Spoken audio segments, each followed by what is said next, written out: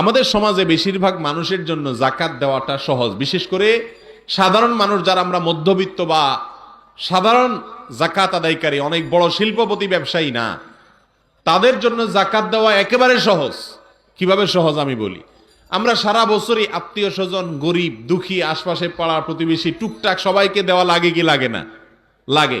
আজকে ভাগ্নির বিয়া, পরশু ভাতিজির বিয়ে, তরশু এলাকার একটা গরিব মানুষের চিকিৎসার খরচ লাগে।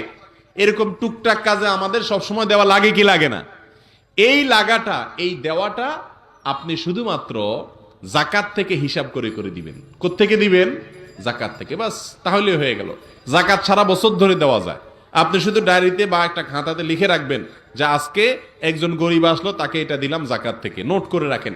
বছর শেষে এবার হিসাব করলেন কত টাকা দিলেন, আপনার যে জাকাত আসছে সেখান থেকে আপনি এটা বাদ দিলে হয়ে গেল। কত সহজ।